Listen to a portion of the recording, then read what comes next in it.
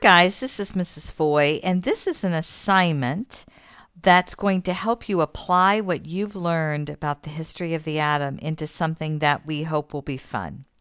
So this is what we call the Twitter assignment for the history of the atom. So let's pretend that, back in the day, that we had Twitter and that you wanted to tweet about the discoveries that Dalton, Thomson, Rutherford, and Bohr were making about the atom. So we're going to use the same rules that we use today with Twitter, right? So you only have 140 characters.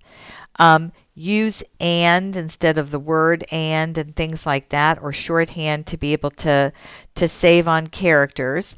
And your job is to write a tweet for Dalton's theory of the atom, J.J. Thomson's theory of the atom, Rutherford's theory of the atom, and Bohr's theory of the atom. Okay? So to get you started, we've got one here for Democritus's, all right? At Greek thinker Democritus, right? So yo at Aristotle, only 4 elements, question mark? That's crazy, exclamation point. I think matter is made of atomos, which are indivisible parts. Who's right, question mark? Time will tell, TTYL. All right, so that's an example of an A tweet. All right, so your job is to use your notes that you took and the video that you watched about the history of the atom and to write these 4 different tweets.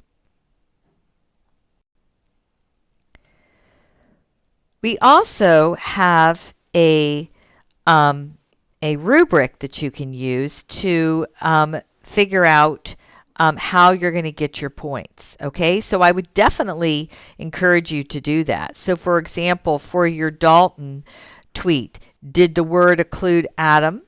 Did the tweet include the word atom? Did the tweet include the word indivisible or something like that?